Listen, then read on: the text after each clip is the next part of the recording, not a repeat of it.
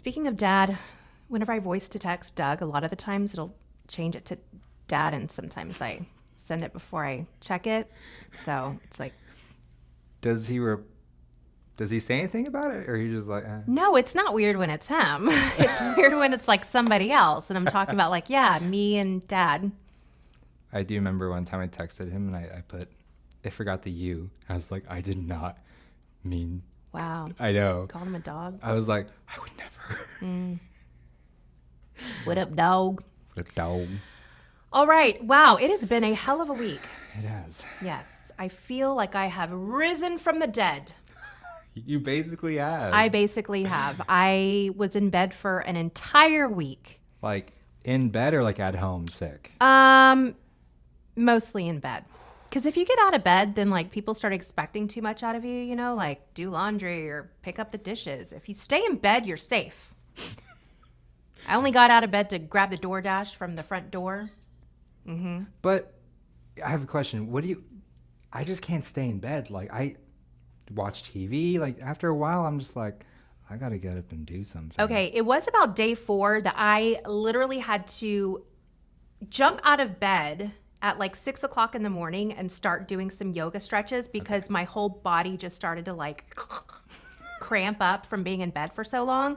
But I will say, you know, as I get older, I'm really appreciating even more my time alone. I love it. I mean, probably almost to the point to where it's maybe a little unhealthy. I don't think it's unhealthy. I think it's normal. Everyone enjoys it now and then. Yeah, I am enjoying it a lot more now.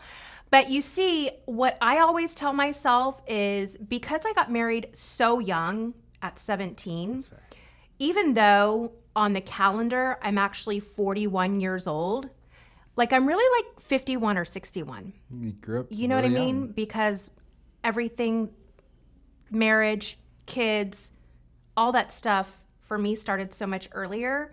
So, I mean, I imagine when you have kids at home, you can't just be like, I'm gonna stay in bed for 4 days. no. It- I mean, now I can.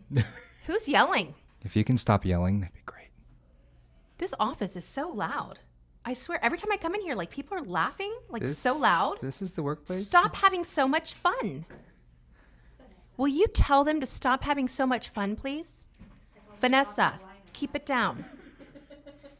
Wait, did you clap at her? Take your shoe off and throw it at her. Feels good to be back this week. We missed you. Yeah. And, you know, y'all never let me like quietly or slowly get back into things. Just jam it all on the calendar. Oh yeah, no, it's a busy week. We've got builder events. We've got videos. We've got more builder events. HBJ. HBJ, where we will find out where we rank. Top 10. Top 10 real estate teams in the Houston metro area. Yeah, and we love going. We absolutely love it. I'm kind of joking, okay? It's really early. It is way too early. It starts at 8 a.m., which sounds great if it's down the street, but no, it's at the Marriott Marquis in Houston. And so there's the aspect of having to get in your car and drive to Houston first thing in the morning, fighting traffic, which, you know, I mean, we're in real estate. We don't really have to do that these days. Could stay the night. I could have had Doug booked a room. And I've been telling him for the past 3 weeks, have you booked our room? Get online, Doug, book our room. Hey, don't forget to book our room, Doug. So the other night, last night, he gets online and I knew it was not good because he didn't say anything. And I said, the rooms are all booked, aren't they? And he's like, yeah. So we don't have a room. And that's really frustrating because it is convenient to have a room there. Yeah. Because then you can just wake up in the morning, get ready, and walk downstairs. So we're trying to figure it out right now. I don't The know. thing is, it's not even like 8 a.m. because if you're going to valet, it takes like half an hour to valet during HBJ. Even self-parking, you got it. It's like a 7:30 kind of thing. And that's, yeah, super excited. Super excited, super early, super pricey. You know what? When I saw the pricing for this year, I was like, no, that's not the pricing. I just want to say I'm expecting some shaved truffle on top of my scrambled eggs Thursday morning. and top shelf vodka in my mimosa. Yes. Maybe some espresso martinis. Yes. Just kidding. We love you, HBJ. Yes. Super excited to place this here. Okay, so I was totally kidding earlier about being able to out-sing you, but you'd be surprised how many people are shocked in a good way when we share that you used to like legit be a singer, like an artist. And they're like, no. And I'm like, no, we have CDs in the office. CDs. Yes. So, kids, a CD is shaped like a circle, and you used to put it in your car or your CD player. This was before like everything was digital. After cassette tapes, actually, I had cassette tapes and CDs just in case you were behind times and had a cassette player. But yes, that is very true. I was actually, my music was played across the country on different Christian music radio stations. And kind of my claim to fame was on Miami's Christian music radio station, which is actually a big Christian radio station in the nation, in the country.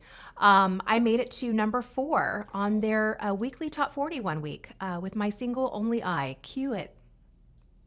Okay. They'll play it there. Wait, how old were you though? So when I released my CD, I was 14, 15. Okay. Yeah. And so I was competing with the likes of like, you know, Britney Spears, Christina Aguilera. Now I was in the Christian music realm, so it was more like Jackie Velasquez, you know, she was really big at the time. But there was just like at that time, like this influx of young teenage female artists. Yeah. And so they just didn't have room for me. I'm trying to point out though, it's real. Nicole was a singer. She was an artist. It's not shocking because she's amazing. Oh, thank you. I mean, I team a good singer. I just won't sing on camera because I get camera shy. But I didn't pay him to say that. okay, so I want your input on something. So we go through pretty regular interviews for agents, different roles we have, and we've interviewed a few agents recently. And going over social media is a really big part of our interview process. It's about who we are. And you would be shocked at the amount of feedback I've gotten lately that social media is just smoke and mirrors, that it's not productive. You know, they're not one of those newer agents who, you know, is a kid and just is on social media to try and look like they have business. And I was like, I just spent like 20 minutes trying to discuss how Nicole and Doug built this business. And I was like, that's not very good feedback to have after that conversation. You will not be making it to round 2. So both are true. Yeah. Both are true in that social media is all about perception and smoke and mirrors. I mean, you have to have the balance of the two. You have to put yourself out there and market it yourself on social media consistently, but there also has to be some value or some truth to what it is that you're putting out there. And so they go hand in hand. I remember when I first got into real estate and someone told me that it was a referral-based business, I freaked out because I'm like, who's going to refer me? I've never sold a home ever. Right. And back in 2013, it was very different than what it is today in that you would open up your socials and there were no posts, nothing in your feed that had anything to do with real estate. But you saw all these other marketing efforts from other brands and other businesses. And so at that time, I thought, okay, let me invest all my time and effort in social media to try and get my business up and going. So at that time, every single time I had anything going on in real estate, whether it was a coming soon, just listed, just went under contract, just closed, just showed, just got my buyer under contract, it didn't matter what it was. I was posting on it on social media. And so the perception, because I literally did everything on social media, the perception to the audience was like, wow, this girl is killing it. Right. And I remember when it hit me that it was really taking off, I was at a realtor event and I was in the ladies' room washing my hands, and a young lady came up behind me and she was like, Nicole Freer? And I was like, yes. She's like, oh, I follow you on socials. Like, I always see your posts. And I was like, holy shit, it's working. Now when people are like, Nicole Freer, I'm like, who's asking? What did Julie do? Exactly. Julie. But if that answers your question, so both are true, right? It is very much a perception, but you want to be able to back it up with something. So at that time when my listings and my activity was few and far between, I really, really leveraged Remax the brand Right. and Remax my brokerage. You know, whatever new listing they were putting up, I was marketing it as my own. I was highlighting other real estate agents' activity on my page. And so both were true. Yeah. I mean, that's what I try and tell people. There's a second part to that feedback and leveraging it. And I mean, for agents on our team, right? We have over 300 listings. It's leveraging those listings. Did they get each of those listings? No, but they can use them on socials, and it does put out this really good perception of production, and people see it, and it can lead to increased business. Right. I just thought it's weird hearing that feedback when they haven't even given it a shot, especially when they're very new to the industry. And I'm like, well, how are you gonna knock it? You haven't tried it. And there's a ton of success stories, like ours included, where it's worked out extremely well. Right. But- Yes. And with social media, with door knocking, with cold calling, whatever you're going to try and do in real estate, the biggest thing is consistency. Doing it once or twice and it not working, just expect that. It is doing it consistently. I mean, like I said, I was on socials and I was sharing that post with all these other groups every single day. That's awesome. It works. You heard it here. Now it's just OOTDs. That's my favorite. They're pretty good. Market's heating up. It is heating up. Spring, summer happens every year, gain a little bit more traction, and we are definitely seeing that now. Especially on buyers. Yes. Yeah. We love buyers. We do? Yes. And I'm afraid that sometimes a lot of thought doesn't go into really finding the right real estate agent for you when you're a buyer. You know, when you're a seller, you typically interview, see who's going to be, you know, the best listing agent for you, who's going to market your home properly to get it sold quickly and at top dollar. Right. But you need that as well with a buyer, okay? Buyers, don't take this lightly. I also suggest that you interview to see who is going to be the best fit for you. Who knows their stuff well enough and who knows different strategies, especially as the market heats up, to ensure that you not only save money, but that you get that home, because nothing sucks more than being a buyer and finding a home that you really love and losing out on it. Losing it because of your agent is even worse. I mean, like, I remember when I would lose a home for my buyer, which was like never, but when it did happen, like, you take it so bad. It's so personal, you know? Especially when they walk in, they're like, we love this. This fits all the boxes. And you're like, We didn't get it. it's terrible. Yeah, yeah. But I mean, what are some things that someone can do? Like if a buyer was interviewing an agent, like what should they look for? You want to make sure that you are working with a real estate agent who has done enough transactions and who does them frequently throughout the year to stay on top of their game, to know what's trending, to know, you know, the strategies or different approaches that you can take to insure a home. For example, one of our favorites is submitting an offer for a buyer, a strong offer on a home that just went on the market, that they're expecting a lot of activity, maybe multiple offers, and putting a deadline on the offer. What this does is it really takes away that leverage from the seller. Instead of the seller sitting back and being like, well, I'm just going to see all the offers rake in this weekend and then, you know, take a couple days to think about it and talk to the wife and then we'll get back to them. No, this really puts a little fire under their butt to be like, okay, here's our strong offer.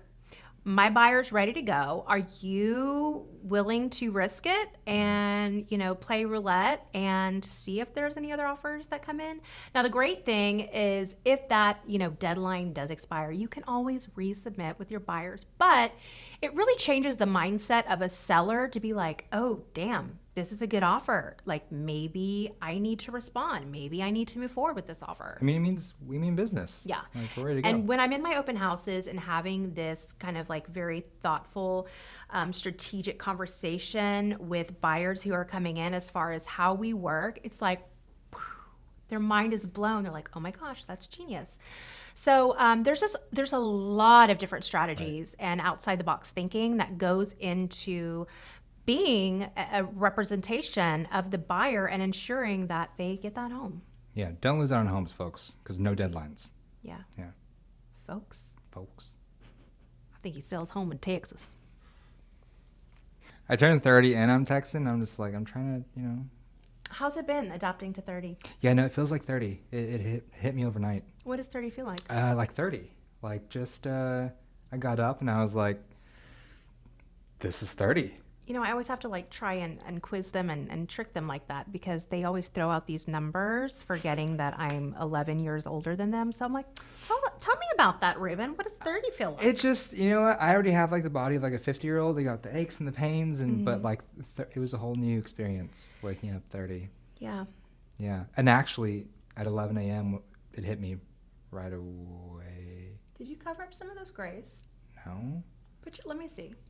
Okay, no, they're still there. Okay, so that's one thing. I woke up and I was like, damn, they're definitely there. The grays they might have been there before, but when I woke up 30, they were really there. Well, I noticed them. And that's a positive. I'm sorry, but salt and pepper, ladies, am I right? Am I right? I remember when Doug started getting salt and pepper, I was like, finally, waited 15 years for this. You're like, it's about time. It's about time. 30 feels like 30. It's not a bad thing. I will say that. I didn't want to turn 30. I was like, damn, I'm getting older. But now I'm like, I'm 30. And what's the alternative to getting older? I don't know. I didn't think that far. Dying, being dead. So be grateful for your life. I am so grateful that I'm 30. 30 and thriving. Hang in there. It only gets better. Does it get more gray?